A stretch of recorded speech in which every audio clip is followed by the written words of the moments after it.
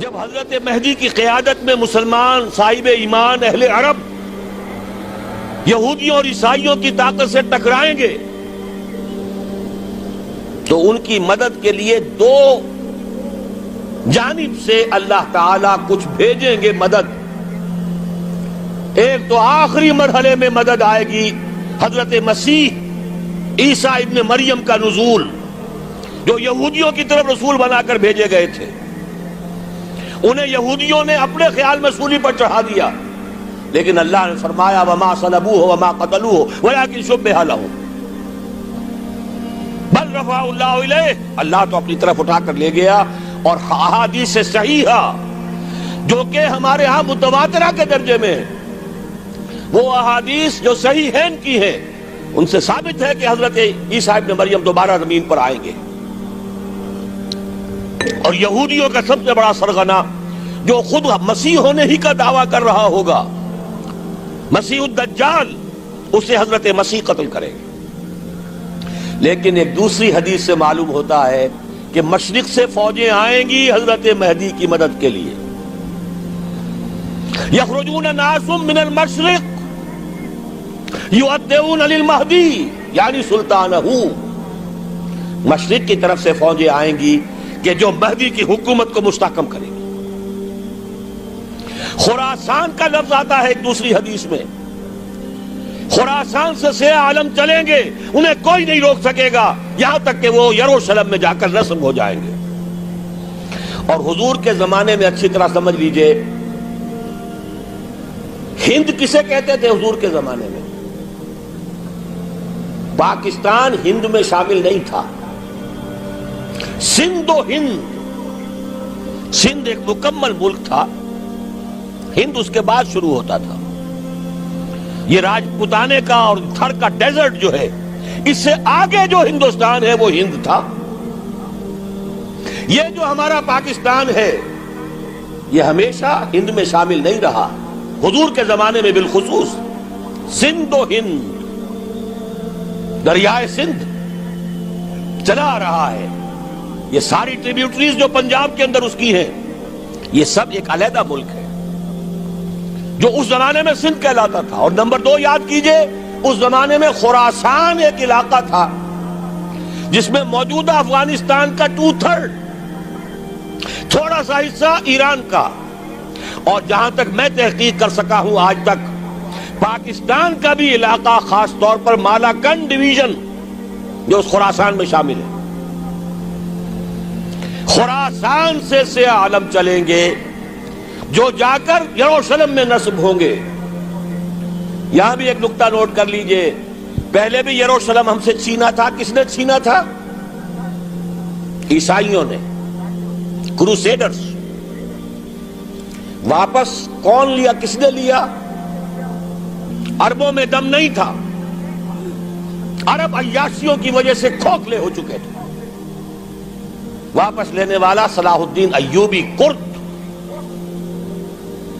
خون. اب دوبارہ یروشلم لیا جا چکا. چھینا کن سے گیا؟ عربوں سے. عرب واپس لے سکتے ہیں؟ کوئی اندیشہ اگر ہو سکتا تھا عراق کے بارے میں کہ شاید اس کے ایٹمک دانت نکل آئے، جو سازش کی گئی، جس طرح اس احمق اور پاگل صدام حسین کو دام میں پھنسایا گیا. صدام 100 جال، دام کہتے ہیں جال کو، صدام اس میں جو پھنسا ہے تو اگلا پچھلا کھایا پیا سب اگلوا لیا.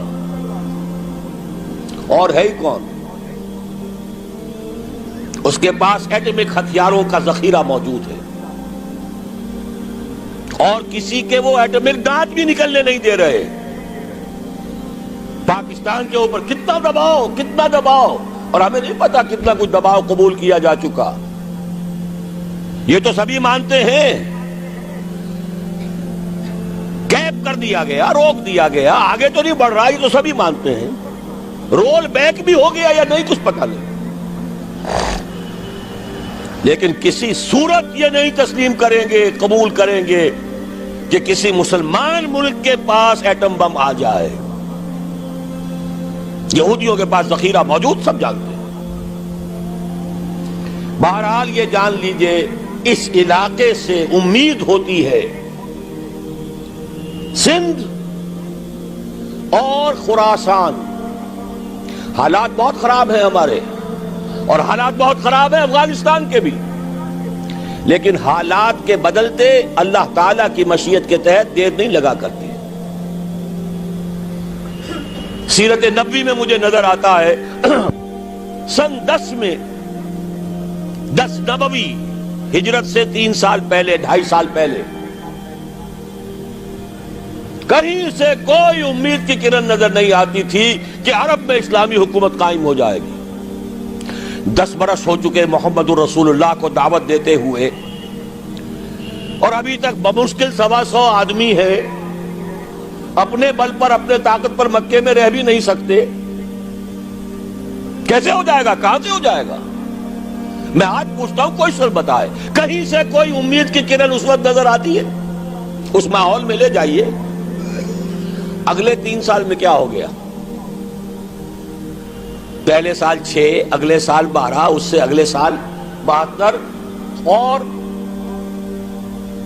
بیعت عقبہ ثانیہ ہجرت، اور وہاں سے اب حضور کی طرف سے انیشیٹ شروع ہو گیا، انیشیٹو. تو ہم نہیں کہہ سکتے اللہ تعالیٰ کی قدرت، اللہ کی مشیت. یہ یقین ہے کہ دنیا کے خاتمے سے پہلے نظام خلافت قائم ہوگا، اور تمام دنیا میں ہوگا. ظاہر ہے کہیں پہلے کسی ایک جگہ سے ہوگا، جیسے حضور کے زمانے میں ہوا. اگر بیک وقت پوری دنیا میں ہو سکتا تو حضور کے دست مبارک سے ہوتا. اگر حضور کے دست مبارک سے بھی ایک ملک میں ہوا، جزیرہ نما عرب میں ہوا، پھر حضور کے امتی ہیں نا، ابو بکر ہیں، عمر ہے، عثمان ہے، صحابہ کرام کی فوجیں نکلی ہیں، امتی ہیں. امتیوں کے ہاتھوں اس کی توسیع ہوئی. اب بھی یہی ہوگا، کسی ایک علاقے میں ہوگا. میرا گمان ہے، میں یہ یقین سے نہیں کہہ سکتا. گمان بھی میرا ان احادیث کی روشنی میں ہے جو میں نے آپ کو بتا دی اور موجود ہے اس کتابچے کے اندر. علامہ اقبال نے بھی انہی کے حوالے سے کئی کہا ہے، میرے عرب کو آئی ٹھنڈی ہوا جہاں سے، میرا وطن وہی ہے، میرا وطن وہی ہے. اس علاقے سے کچھ ہونے والا ہے اور ہوگا انشاءاللہ. میری زندگی میں نہ ہو، آپ کی زندگی میں نہ ہو، کوئی پرواہ نہیں. حضرت حمزہ تو شہید ہو گئے غزوہ احد میں. 5 سال کے بعد حضور مکے میں داخل ہوئے ہیں فاتح کی حیثیت سے. حضرت حمزہ کی نگاہوں نے، ان آنکھوں نے تو نہیں دیکھا، عالم ارواح میں اللہ نے کیا مشاہدہ کرایا ہوگا انہیں، وہ تو ہمیں معلوم نہیں. بعض صحابہ شہید کر دیے گئے مکے ہی میں. بہت بڑی کامیابی. اپنی جان لگا دیں، اپنے آپ کو کھپا دیں، اپنے آپ کو مٹا دیں. جس طرح روڑی کوٹ کر بنیادوں میں بھر دی جاتی ہے، ہماری ہڈیوں کا چورا بنا کر اور ہمارے خون کے اندر اسے گوندھ کر اگر وہاں ڈال دیا جائے، اس سے بڑی سعادت کوئی نہیں. اس پر تعمیر ہو خلافت علی منہاج النبوہ کی، ہم اس کی بنیاد کے اندر دفن ہو جائیں، یہی بہت بڑی سعادت ہے. لیکن یہ ہوگا. میں نے عرض کیا تھا کہ یقین ہے مجھے کہ ہوگا، اور ہر صاحب ایمان کو یقین ہونا چاہیے کہ ہوگا. باقی یہ کہ یہ آثار ہیں اور احادیث بھی ہیں، اور 400 برس کی تاریخ بھی بتاتی ہے کہ یہیں سے ہوگا. 1000 برس تک سارے مجددین امت عالم عرب میں پیدا ہوئے. 11ویں صدی کا مجدد اعظم شیخ احمد سرہندی کہاں دفن ہے؟ سرہند میں، ہندوستان میں. 12ویں صدی کا مجدد اعظم شاہ ولی اللہ دہلوی کہاں دفن ہے؟ دہلی میں. 13ویں صدی کا مجدد اعظم سید احمد بریلوی، ان کی تو قبر بھی معلوم نہیں، لیکن ان کا خون جذب ہوا دریائے کنہار میں، اور ان کے سینکڑوں ساتھیوں کی لاشیں اس بالا کوٹ کے مقام پر. 14ویں صدی کے مجدد اعظم شیخ الہند، لیکن ان کے ساتھ ساتھ اتنے اعظم رجال علامہ اقبال جیسا مفکر، مولانا مودودی جیسا مصنف، مولانا الیاس جیسا مبلغ کہیں اور ہمیں دکھا دیجئے آپ۔ میں کل کہیں عرض کر رہا تھا، دیکھیے پہلے جو ہے 1000 برس تک ہر خیر ہندوستان میں باہر سے آ رہا تھا۔ معین الدین اجمیری باہر سے آ رہے ہیں، شیخ علی حجویری باہر سے آ رہے ہیں، سندھ میں جتنے اولیاء دفن ہیں سب کے سب باہر سے، ایران سے چلے آ رہے ہیں۔ لیکن جیسے ہی 11ویں صدی شروع ہوئی، ریورس ہو گیا آرڈر۔ اب سلسلہ مجددیہ نقشبندیہ اب ہندوستان سے نکل کر پھیل رہا ہے۔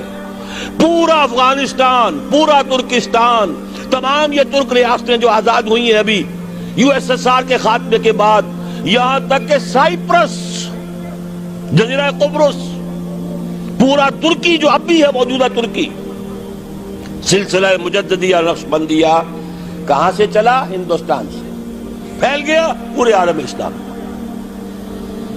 مفکر، علماء دین اور تمام علوم دینی کا مجدد شاہ ولی اللہ دہلوی، خالص ترین جہاد فی سبیل اللہ دور صحابہ کے بعد جماعت مجاہدین جام شہادت نوش کیا، سینکڑوں ہمارے مجاہدین۔ پھر 14ویں صدی میں اقبال جیسا مفکر، مودودی جیسا، دوبارہ دوہرا رہا ہوں، مصنف، مولانا الیاس جیسا مبلغ مجھے تو کہیں نظر نہیں آتا۔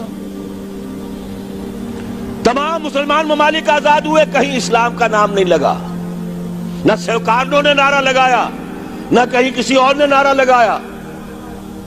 عربوں نے بھی عرب نیشنلزم کا نعرہ لگایا، اسلام کا نعرہ نہیں۔ تحریک پاکستان میں نعرہ لگا، پاکستان کا مطلب کیا؟ لا الہ الا اللہ۔ صبح عرض کر چکا ہوں، تحریک خلافت پوری دنیا میں کہیں نہیں، صرف بر عظیم پاک و ہند میں۔ اور کیسی تحریک خلافت کہ ہندو شریک ہوئے، گاندھی شامل ہوا، پورے ہندوستان کو جس نے گنجا دیا۔ یہ دوسری بات ہے کہ جب خود مصطفیٰ کمال نے ختم کر دیا تو اب کیا کرتے؟ مدعی سست گواہ چست۔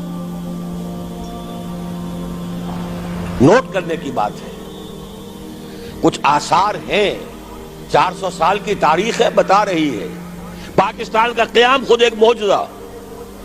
یہ ساری چیزیں مشیت ایزدی میں کسی بڑے خیر کا پیش خیمہ ہے۔